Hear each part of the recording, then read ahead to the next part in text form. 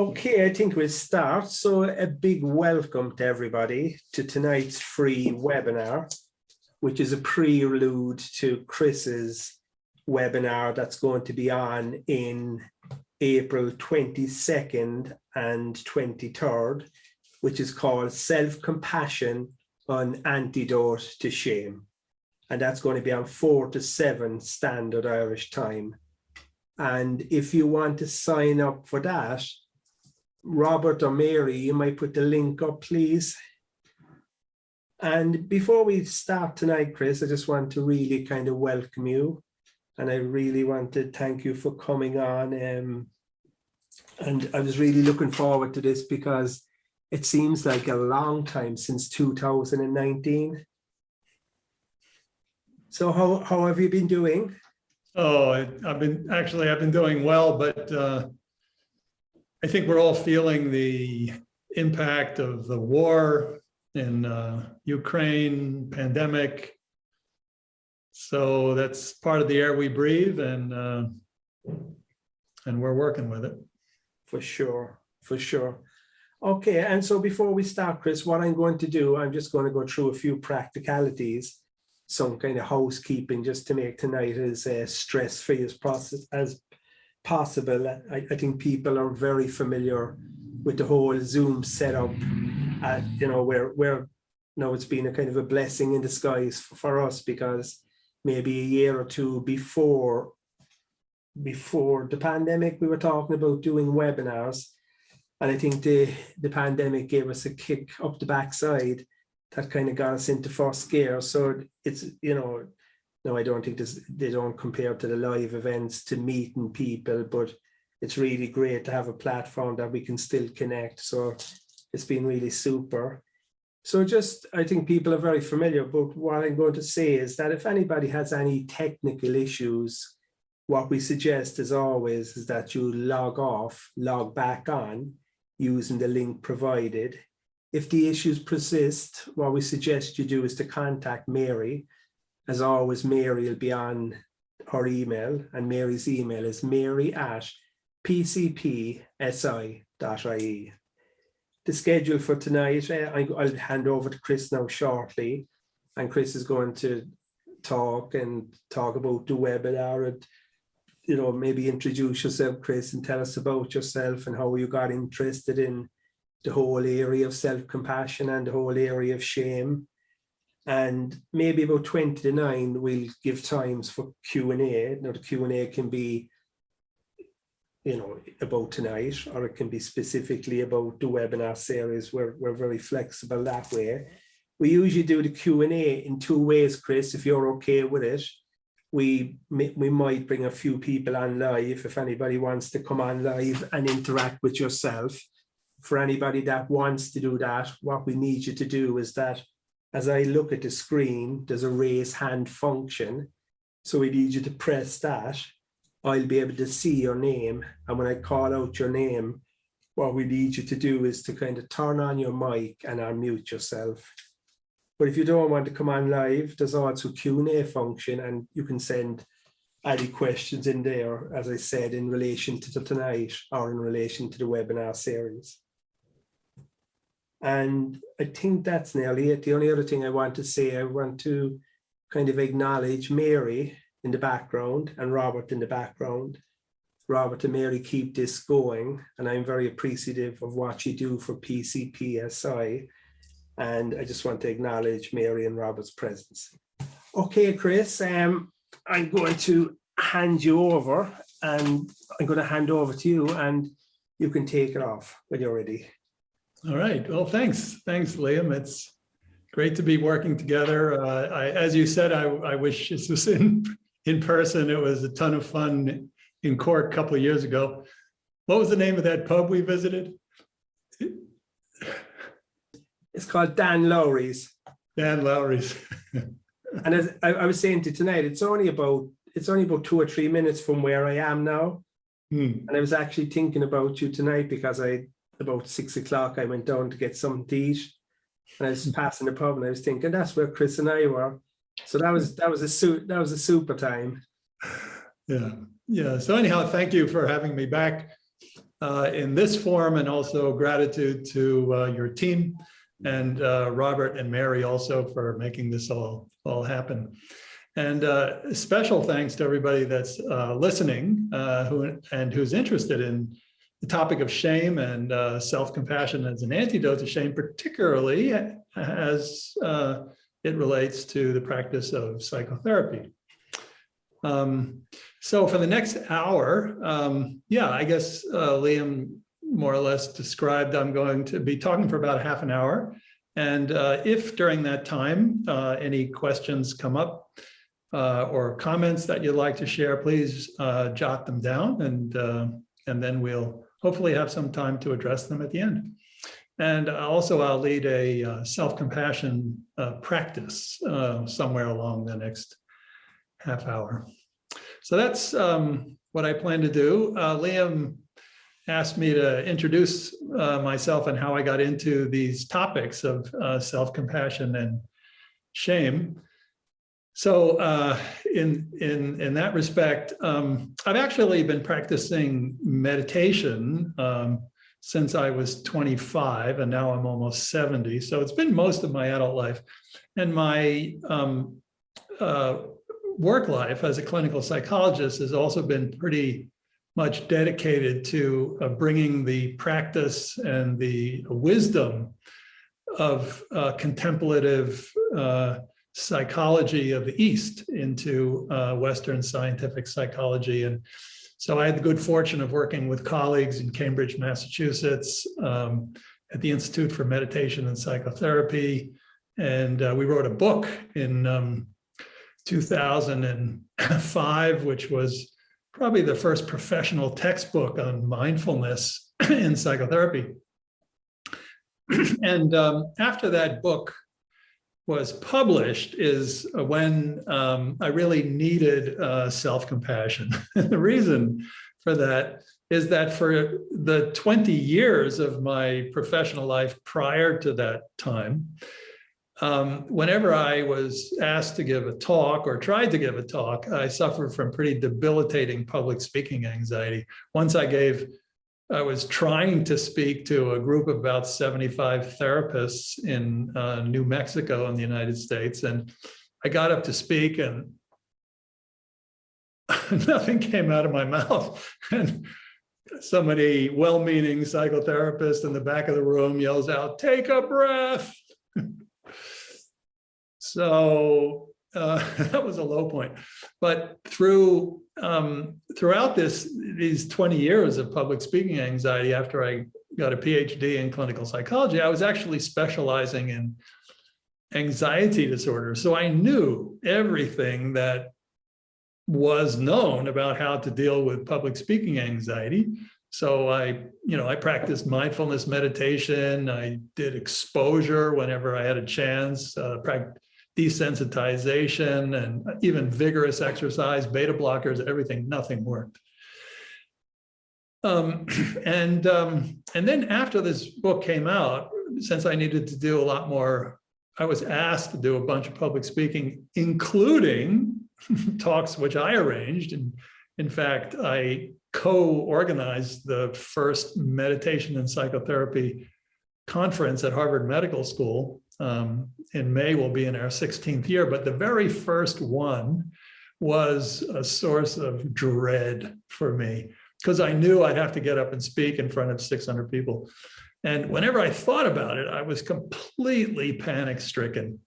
And in desperation, I went on a retreat, a silent meditation retreat, and was practicing mindfulness very poorly. And then I had an interview with a teacher, and the teacher kind of assessed my problem and said, "Chris, why don't you just sit on your cushion and love yourself?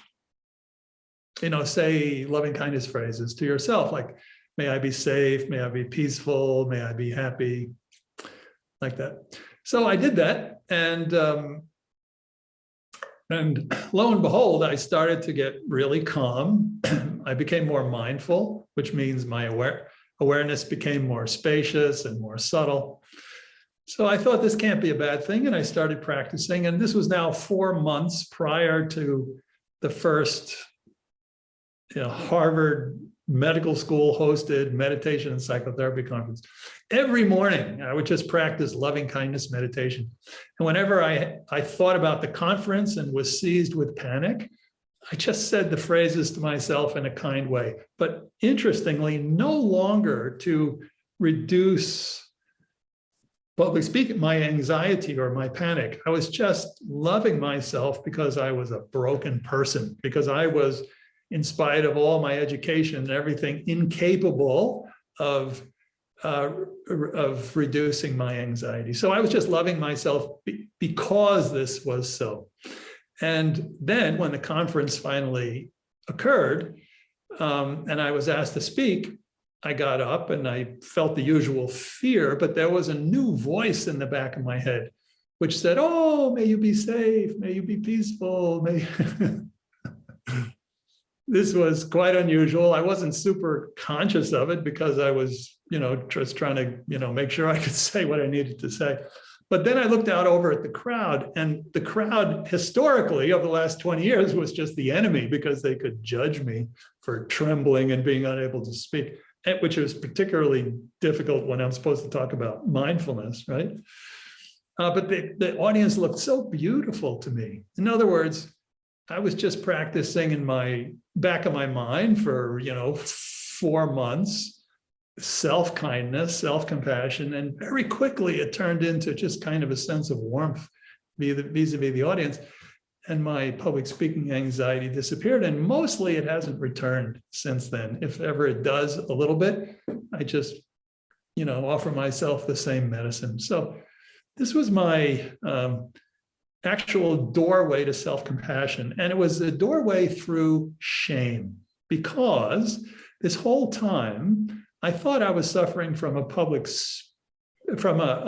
anxiety disorder, but it was actually a shame disorder. So with mindfulness, I was trying to make room for anxiety in order for eventually the anxiety to go away, but I just couldn't do it. And I couldn't do it because I was actually suffering from shame. The quivering and the anxiety was not the problem. The problem was that I feared that I would be judged as stupid, as incompetent, as fraudulent, because I was trembling like a leaf when I'm trying to talk about mindfulness. But I didn't even know I had a shame disorder. And back in those days, I don't think people necessarily understood quite so well that performance anxiety and a lot of social anxiety is actually a shame disorder. So anyhow, I learned a number of things from this experience. The first is the one I already said, which is when we give ourselves kindness and compassion, very quickly, it turns into compassion for others. This happened almost instantaneously when I was speaking. The second is that I wasn't suffering from an anxiety disorder, I was suffering from a shame disorder. But what I also learned is that sometimes, and this is really what led me to become fascinated with self-compassion, sometimes when we are in the grip of intense and disturbing emotions like shame, we are not able to hold them in mindful, spacious awareness because we have so much aversion, right? So what to do? And this I didn't know at the time. What we need to do then is actually first to love ourselves, to hold ourselves first before we'll have the capacity to hold the experience. And this is, if you want to say that there's a distinction between mindfulness and self-compassion, this might be it.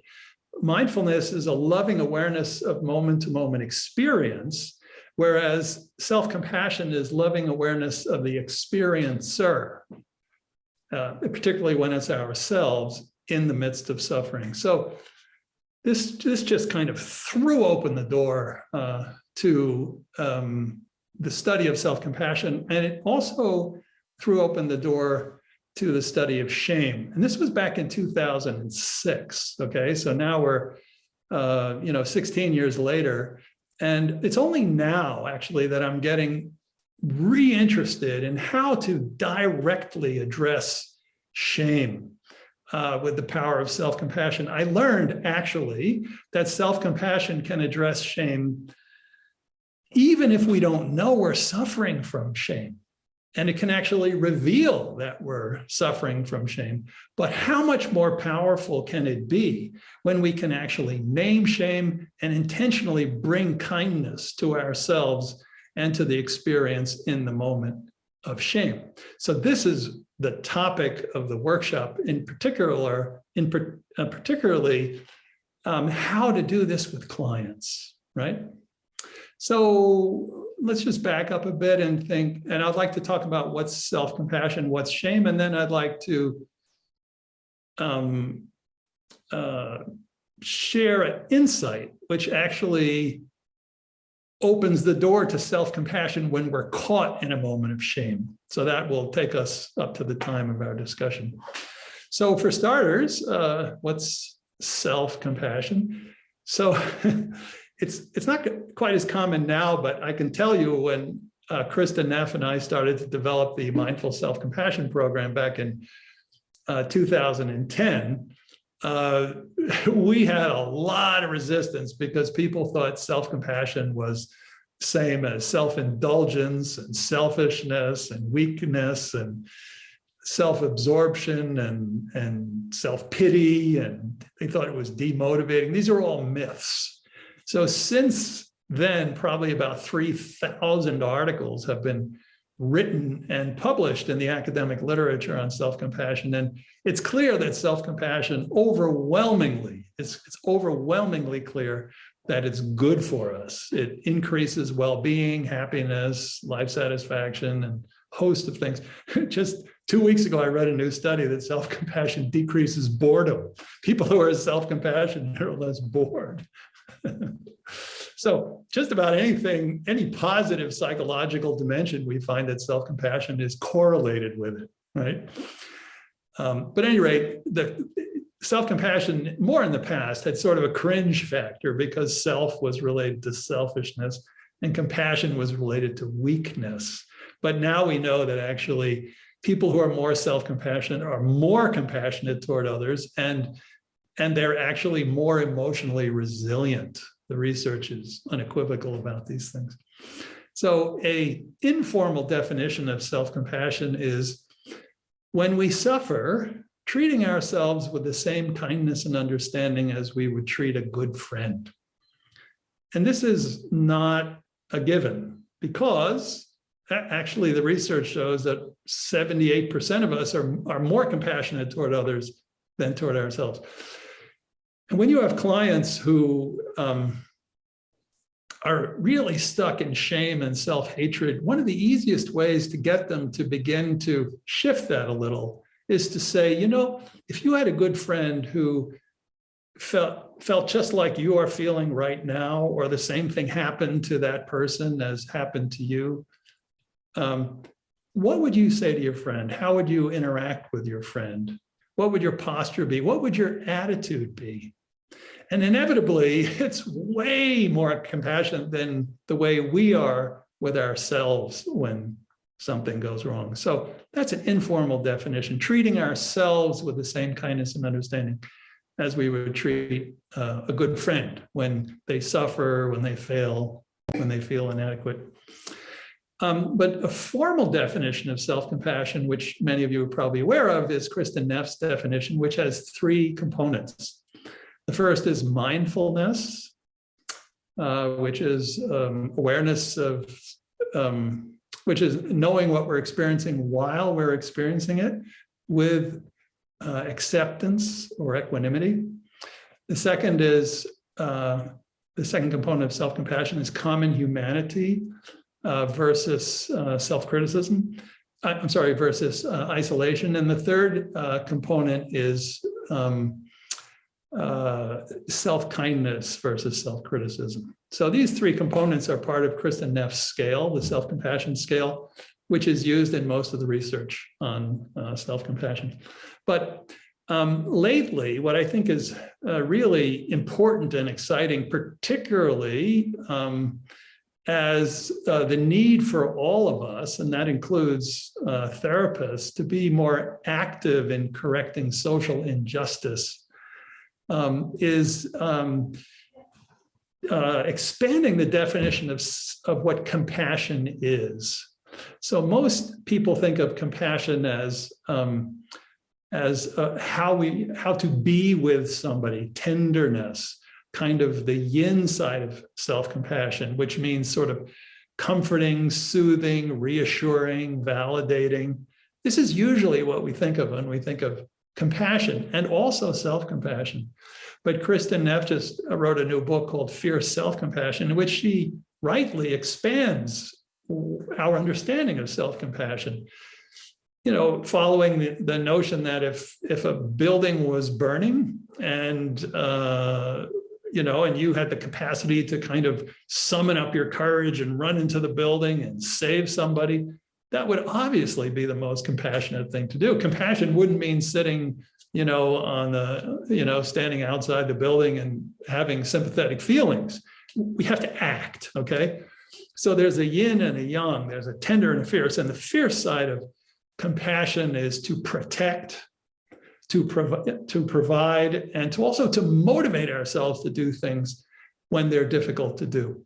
So what it means is sometimes the most self-compassionate thing we can do is to say no, no to when our boundaries are violated, or even no to ourselves when we're doing things that harm us, but also to say yes to what we value and what's important to us, not to just ignore it and pay attention to what other people need, and also to motivate ourselves when things are difficult. Sometimes the best thing that we can do for ourselves is not easy. So how do we motivate ourselves? Ideally, we want to motivate ourselves with encouragement rather than with criticism. So that's self-compassion. And just to give you a taste of this, there are three universal expressions of compassion. Anywhere you go in throughout the world, different cultures, you actually know compassion when it's happening, even if you can't speak the language, you don't know the person. And we can usually tell compassion through a soft gaze, through the eyes. We can read a person's eyes, whether they're in fact experiencing compassion toward us. Another is soothing touch. We know what, the skin is a very sensitive organ. We know what compassion feels like and what it doesn't feel like. And also gentle vocalizations. We know the tone of compassion. So just to give you a little flavor of this, and this is something, by the way, you can also do with your clients. When they can't find a way to be compassionate with themselves in a given moment. We can just do this together, just take a few minutes.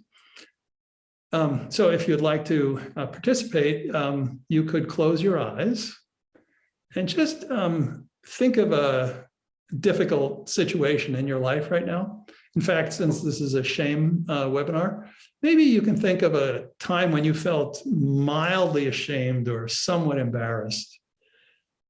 For example, maybe you were asked to visit the school of your child who was misbehaving, or maybe you had a dinner appointment with a friend across town and you forgot and your friend was waiting and then you get a phone call. So think of some mildly embarrassing or shameful event. Something clearly in the past, nothing you need to fix anymore for the sake of this exercise.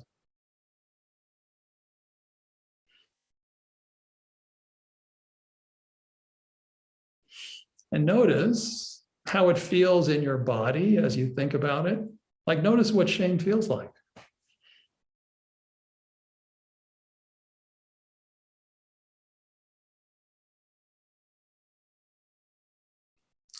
And now with your eyes closed, I'd like you to bring to mind the face of a person, especially the eyes of some person or even any living being who you consider deeply compassionate. So you might have a dog that gazes at you in a beautiful way, or you might have a child who has looked at you in that way, or a grandparent, or maybe it's even an image of a saintly being, the eyes of compassion.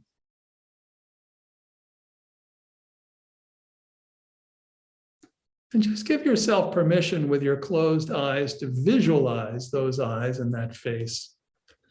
And most importantly, knowing there's nothing you need to do, just allow yourself to bathe in that loving gaze, visualizing the eyes and bathing in that loving gaze.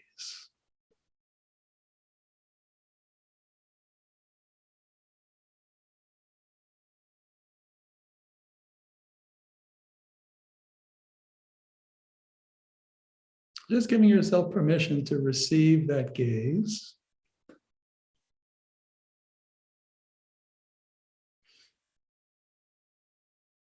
And now shifting your attention just a little bit to where in your body you might have felt shame the most. So if you think about this situation, maybe it was a sinking feeling in your heart, maybe it was tension in your stomach or tightness in your throat or emptiness in your head.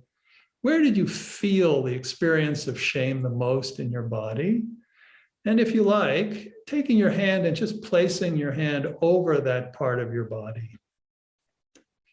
Not to make it go away, but just as an expression of kindness. Knowing that what you're feeling is a universal human emotion. That other people right now on this Zoom call feel exactly as you are. This is part of being human. So just putting a hand over that part of your body, and if you like, even gently massaging that part if it makes sense to you and feels right.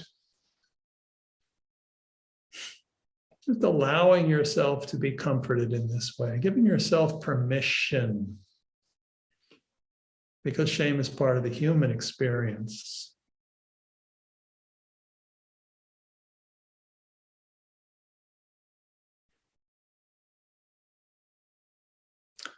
Okay, and finally, what I'd like you to do is to imagine either at the time that you felt ashamed or even now as you think about it, if someone were to whisper into your ear what you need to hear at a time like this, what would it be? So maybe you'd hear, you're all right, or I love you, or I'm here for you, or it's only human. Or you've got this, or I trust you, I believe in you. What would be just the right words for you that would make you think, oh, thank you, I needed that? What would those words be?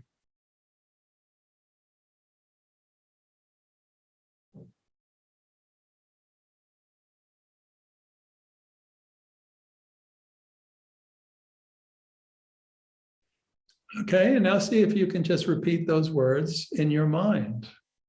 Just letting those words roll through your mind in a natural way, over and over, like a mantra.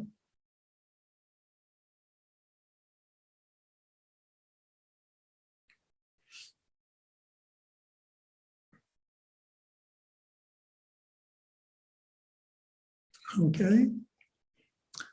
So now let's slowly release this practice.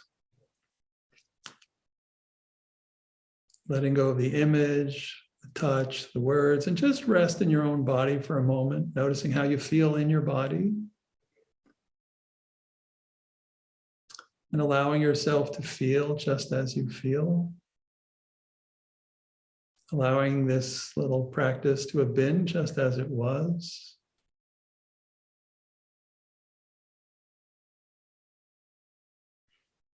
And if only for this one moment, seeing if you can allow yourself, just for this one moment, to be just as you are, just like this.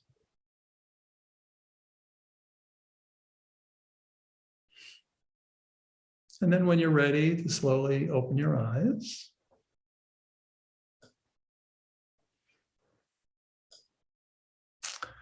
So when we have our discussion in 10 or 15 minutes, you can share any of your experience. Love to hear from you or anything else. But these are 3 ways that, that you can bring self-kindness to yourself. But when we work with shame in psychotherapy, there are actually three parts to working with shame in psychotherapy. The first part is mindfulness. Mindfulness is really the foundation of self-compassion, which means usually we need to know what we're experiencing while we're experiencing it before we can have a little space to have a compassionate response, which means we need to actually know when we're feeling shame if we would like to have maximal benefit from self-compassion. The second part is compassion itself, which means we need to respond with kindness and compassion. We need to know how to do it. So this little practice we just did is an example of how to do it. But the number of ways we can be kind and compassionate with ourselves is infinite.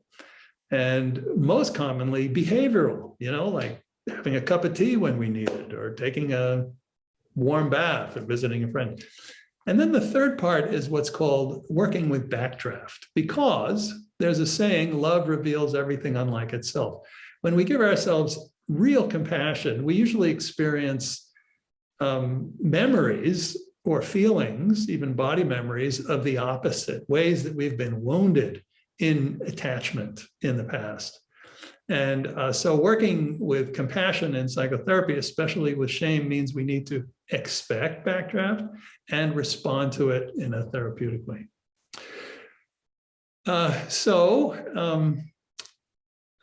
Usually the first part, in terms of these three parts, parts to working with shame and self-compassion, is we would like to be able to know what shame actually feels like in our bodies, what it looks like, the emotions that it's associated with, the behaviors that it's associated with. And in the workshop, we're going to go through this so that everybody has a direct experience of this, and you really have a full spectrum lens to see shame in yourself and to see shame in your clients, and even to be able to name shame, not necessarily, oh, that's shame. You could say, a word that might not create fear, but it's really important to be able to recognize shame when we're feeling it, and for our clients. But what is shame? Shame actually is a self-conscious emotion that's associated with negative evaluation. So I'm imagining that you're imagining something about me and it's not good. So that's shame. And it's different than guilt. Brene Brown often says shame means I am a mistake. Guilt means I made a mistake. And the research is very clear that guilt is actually pro-social because it leads to repair. But when we feel ashamed, we get so wrapped up in ourselves, and we can only think about ourselves that we actually don't do repair, and we don't even know the impact of our behavior on others. So that's shame. And in the workshop, we're going to really explore the meaning of shame, the research in shame, and so forth. Research about shame. But what's really important to know is that shame is far more common than we think. Whenever we criticize ourselves in daily life, we're actually shaming ourselves. Another thing to know about shame is that we come by it honestly. We are really hardwired to experience shame from evolution. It kept us alive. It kept us kind of in the group. When we were devalued by the group, it struck fear in our hearts, as if sometimes worse than death, because actually in our hunter-gatherer days, if we were not part of a tribe or a group, we couldn't survive. So shame is that fear of exclusion and being devalued. And that's natural, and it's usually fairly short-lived, but mostly when we talk about shame nowadays, we're talking about trait shame. And this is the shame that we carry around with ourselves everywhere we go. And trait shame is caused by how we have been treated by others. None of us were born into this world with trait shame. Some people may have more inclination towards shame than others genetically, but usually when we carry around shame as a heavy burden, it's from how we were treated in our in our childhood, in our families, how we are treated in culture, perhaps because of our identity or identities, marginalization because of race, gender identity, sexual orientation, religion, body image, immigration status, God knows what. Anytime the culture is systematically devaluing us, we internalize this as shame. Same thing happens when we're children and we are being devalued. And that becomes a burden that we carry around forever. Or not forever, but everywhere. But that we can be relieved of this burden. And one of the best ways to relieve this burden is with self-compassion. If self-compassion is nothing else, it's an antidote to shame. And theoretically, it's an antidote to shame because the opposite of Kristen Neff's three components of self-compassion are self-criticism, isolation, and self-absorption, right? Those are three common characteristics of shame. And although Kristen didn't know this at the time because she is a developmental psychologist and not a clinical psychologist, she actually defined self-compassion as the opposite of shame, right? So it's the perfect antidote to shame theoretically, but also practically. The research is very clear. That is, shame goes up, self-compassion goes down, and when people decrease shame in psychotherapy, their self-compassion also goes up. So there's an inverse relationship. But the main thing we're going to do in this workshop on the 23rd, in 1 month, on the 22nd and 23rd of April, is to focus on what are called the three paradoxes of shame. And those three paradoxes correspond to the three components of self-compassion. And one side of the paradox is an illusion, and the other side is an insight. And when we see through the illusion and we can embrace the insight, shame just withers. And those three paradoxes are, number one, this is the self-kindness component. Shame feels blameworthy, but it's actually an innocent emotion that calls for kindness. It's an innocent emotion. And I'm going to tell it, that doesn't mean that we feel shame. We always feel shame because of nothing that we did. But when we have trait shame, the shame that we have because of how we've been treated, when we feel shame, the origin of that feeling of shame is actually very innocent. It comes from the wish to be loved.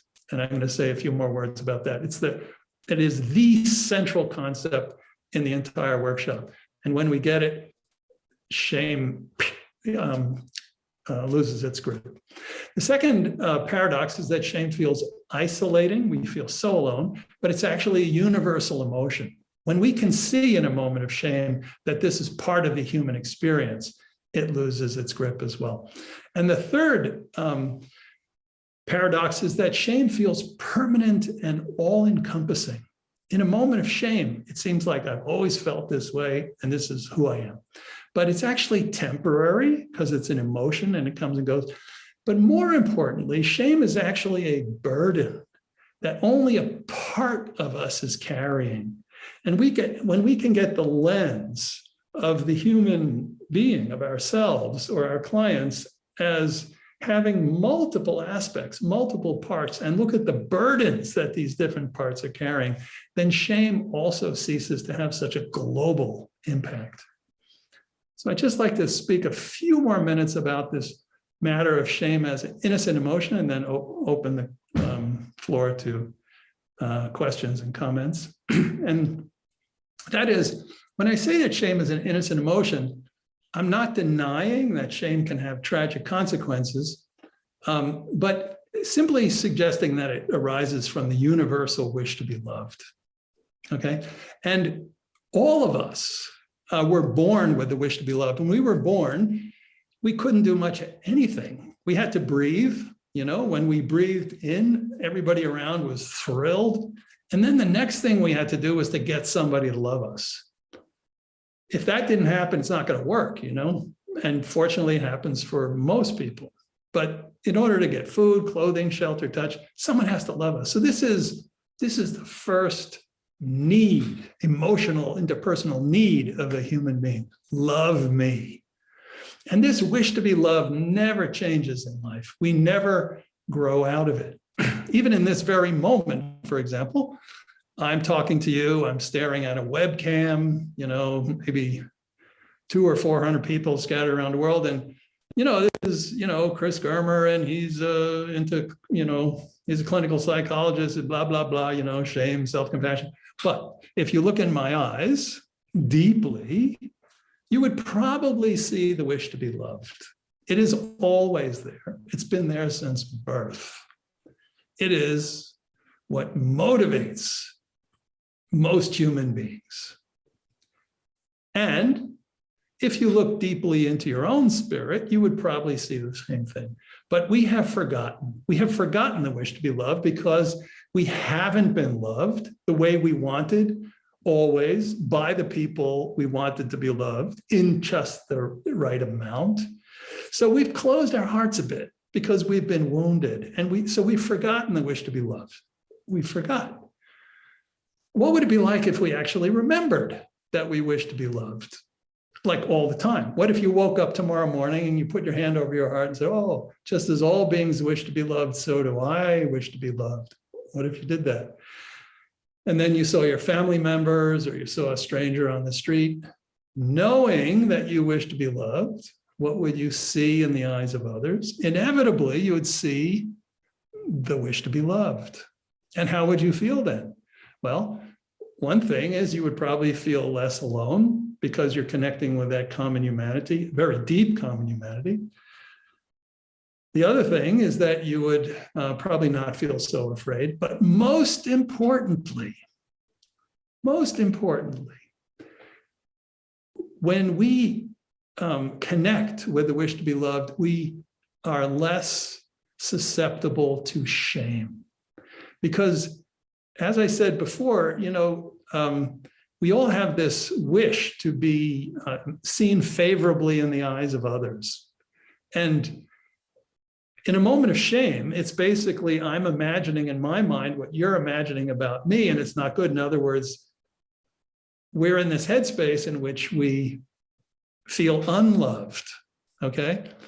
The energy behind that, but behind shame, the whole wish to be loved, the energy, the wish to be loved, is what sustains shame. And when and then we get caught in all the thoughts about shame, who said what to whom and what did it mean? What does this mean about me and so forth. But when we reconnect with the wish to be loved, when we can say, oh, right now, even in the midst of shame, just like everyone in this world, I want to be loved. Or you can use different language. I want to be respected. I want to be appreciated. I want to belong. I want to be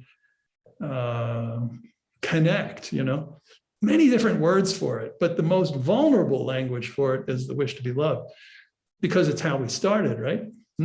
So when we can connect with that wish to be loved, that is behind shame, we actually slip through the net of shame.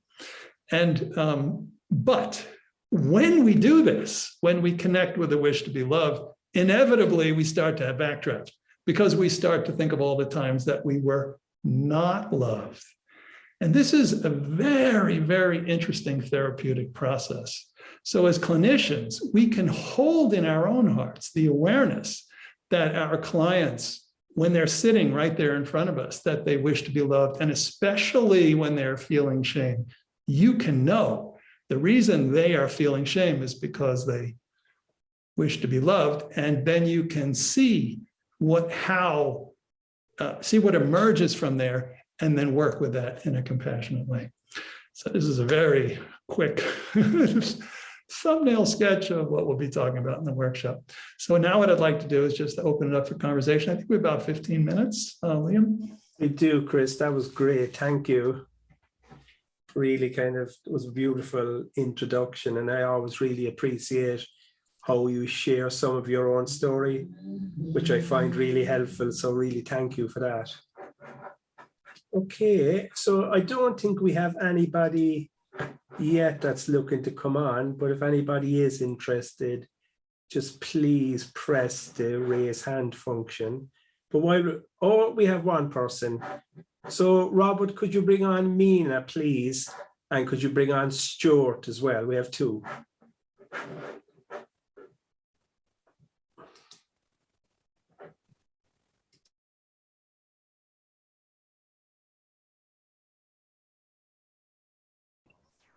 Hello, Nina. Mina. Hello. Welcome, Mina. Thank you. Thank you so much. I really appreciate what you shared today. And I'm sorry I was a little bit late because I was on another call. I did want to ask you, people who've had early developmental trauma, right, and attachment ruptures. It's sometimes really hard for them to kind of, you can say affirmations to yourself, but it doesn't necessarily sink in, right? And it can actually create a conflict that I'm supposed to be feeling this, but the internal sensations still make me want to crawl under a rock, right? So I just wondered if you mentioned that earlier on, how to handle. I work with very young children who don't even have the vocabulary, and there's a lot of implicit stuff going on. So I'm just wondering if you had any thoughts on that. Yeah, so I think what you're saying is if a person feels they don't deserve compassion or kindness, how can they receive it? Something like that. And if they've never had it, or if they've never had it, yeah. How does it sink in? How does it sink in, right? Because people who've had that nurturing presence, they have a foundation. Right. But the ones who haven't had that, foster children, et cetera, they kind of, it's like they're on quicksand. Yeah, so they not only kind of don't know how to do it because they might not have internalized compassion, so they don't even know what this is about. But even more so, when people start receiving genuine compassion, they actually start to remember what they did not get. They see the errors of omission. They also see how they might have been treated harshly. So it's tricky territory. But the way to proceed with that is to link up with how a person has natural compassion for other beings. So even people who have been severely traumatized as children often are the most compassionate people in the world toward other innocent beings, such as dogs and dolphins and children. They commit their lives to, rescuing innocent beings who don't have a voice. So this is actually a very natural thing for people who have survived childhood trauma and abuse and neglect and so forth. So this is a resource. This is a power. They have compassion in them. It's just unilaterally going outside and not inside. But the good news is that it's essentially the same quality. It's this quality of warmth and kindness and connection. So when a person connects in this way, compassionately with another person, first of all, we want to encourage that because that's a strength. We want to encourage that direction of compassion. But then at some point, to begin to slowly include oneself in the circle of compassion, as we say, to slip themselves in. In other words, when the bed is warmed up, then we can kind of slip into the warm bed. It's warmed up because of how we feel toward others. So I once had a client who was severely neglected as a child, and she had a dog that was unbelievably well maintained. In fact, she was literally losing her hair from self-starvation, and her dog's coat was glistening, because she felt unworthy of feeding herself, but she could not imagine her dog not being fed. So she was doing loving kindness meditation for her dog. She basically said, may Ginger be safe, may Ginger be peaceful, may Ginger be healthy. And then at some point she said, may Ginger and I, knowing that Ginger needed her to survive.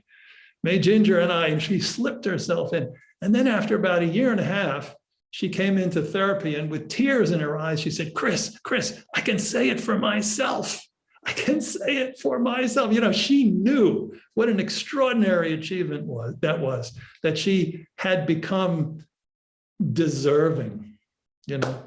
So that's so that basically follows the model that I did present in the very beginning. What is self-compassion? An informal definition of self-compassion is giving ourselves the same kindness and understanding as we would give someone whom we truly love, or some being whom we truly love. So focus on the other being and then see if we can do a U-turn. We can do a U-turn behavior. If emotional U-turn is too challenging, we can do a behavioral U-turn. You know, if I feed my dog well, maybe I can feed myself a little bit better. You don't have to say, I love you to yourself. You know, that's intense. You know what I mean? Yeah. Does that make sense? So much. Appreciate it. Thank you, Mina. Okay, thanks, Mina. Okay, Robert, I don't think Stuart is going to come on. So could we bring on Laura and Pauline, please?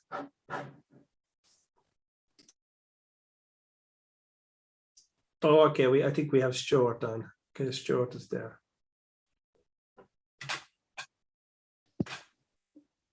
Hi, can you hear me? Yeah. I'll start my video. Hi, hello. Hi, There he Chris. is. Nice to see you. Let's just get the full screen. Full screen, okay. Hi, right. Really interested in everything you have to say, Chris, on a personal level and a professional level. It's really strikes at the heart. Really, just a couple of things that I've been thinking about is about how shame might allow us to learn from other people, and how it helps us to get along and cooperate with people. So I'm thinking about the social function of shame, and when that becomes problematic, when it becomes full of maybe harsh intention, or humiliation, or the wish to ridicule or something like that, then it loses a positive purpose, if you like. So I'm thinking about that, and how it relates to trust, how we can trust someone to hear what they say as being authentic and genuine and safe, because I think that probably has something to do with our capacity to mentalize what's in their mind about how they feel towards us. And we don't always get that right. We can make assumptions, everybody out to put us down or to get us or something. But if we can work out what's in the other mind, and do they have our best interests at heart? Are they looking out for us? And I've kind of found that it's the gaze and it's the tone of voice that is so important in the therapeutic work I do. I found it hard to do work with a face mask on.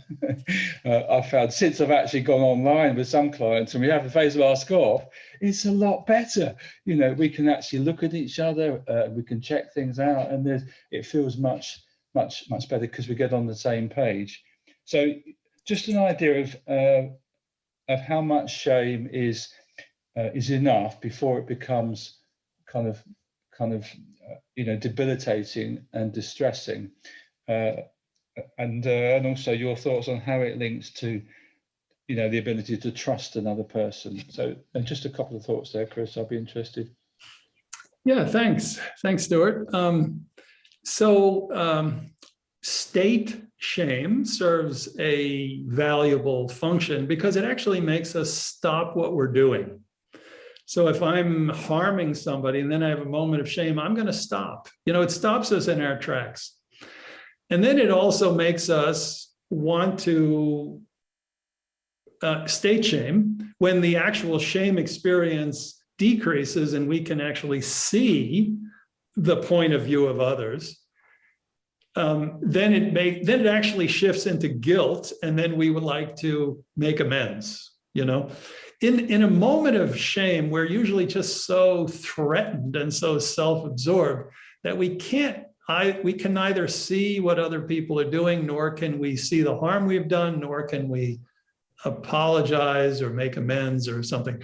But it does stop us in our tracks. It makes some space for reflection. But when people have trait shame, they don't get out of that self-reflection very well. They get basically, we start to ruminate. With trait shame, we spend a lot of time saying, why me? Why this happened to me and that person? So I would like to say that self-compassion actually can help move trait shame to state shame. It can actually help us to back off from this intense self-absorption more quickly and to see what's going on outside. Regarding trust, I think that's a really interesting comment you made, and that, in fact, when we can see the intentions that another person has, even if they are saying and doing very unskillful things, if we can see perhaps the good intentions, like say if you have a partner who's screaming at you, if you can see that, my partner is actually really lonely, and this is the best my partner can do to reach out and connect and solve her loneliness problem. If we have the capacity to see the innocent wish to connect behind in other words, see the pain behind the poison, that is the compassion. That's really the vision of compassion, the eyes of compassion. But what does it take to see that? And even as a therapist, sometimes we're the target of the anger that never got expressed toward other primary caregivers and so forth. So what does it take for us to see the, often unmet need behind unskillful behavior? We really need to be able to see that in ourselves. And if there were one thing that we could see in ourselves that would give us a compassionate vision, it would be to see, in my view, it would be to see that we just about all the time also wish to be loved. People do so much cruelty, basically as a distortion of this fundamental wish to be loved. Often there's shame. First there's harm, then there's shame, and then there's a reaction, which ultimately can be very cruel. But how do we break it down and get to the very essence of the thing? We need to see it in ourselves, I think.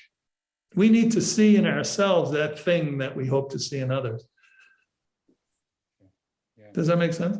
Yes, it does. It does. It's very complex. I think of clients who have been so severely harmed through trauma, Chris, and it's very hard then to see the intentions of someone who wants to harm you, and then there's all kinds of defences come into play, so you don't end up seeing that they're often have been victims themselves and so on. So it becomes kind of a cycle of defensiveness. Yeah.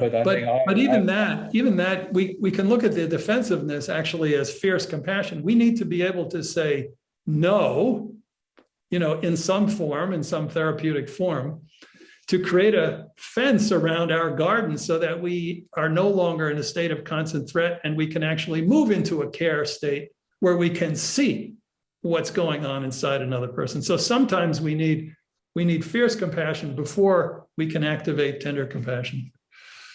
Yeah, right. Fierce compassion, I like that. That's it. I think it goes with courage, Chris. Bags of courage to face up to things.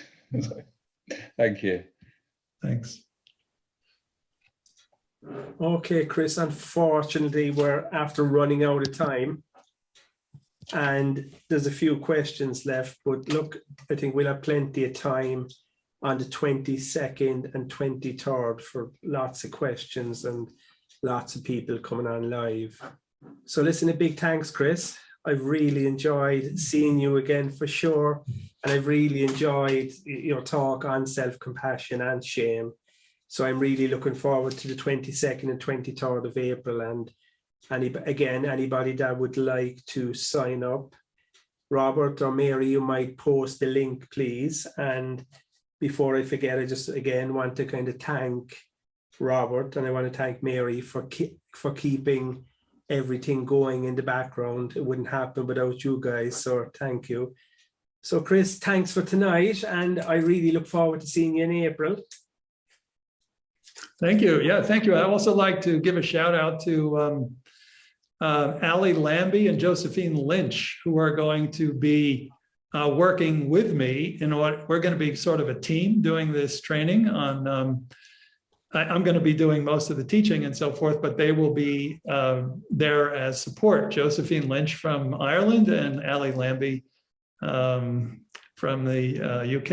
And so we look forward to seeing everybody, and you'll be in good hands. Yeah, and you know, I forgot to mention that, and that's really a lovely gesture, Chris, to have two people on the periphery that if anything gets touched and awakened in any of us during the workshop, there'll be an opportunity to connect with Josephine and, sorry, what was the other name? Ali Lambie. And Ali, you know, which I think when we're talking about the subject of shame, you know, the likelihood of that happening is probably high. Yeah, and they can also answer conceptual and practical questions. They're very, very savvy self-compassion teachers. So okay, we'll be in good hands, folks. And we'll get the practicalities and what that'll look like out to participants before the workshop. Okay, Chris, listen, have a good 4 weeks. Thanks. We'll see you in April. Looking forward to it. And a good night to everybody. Thanks for joining. Bye-bye. Good night. Bye.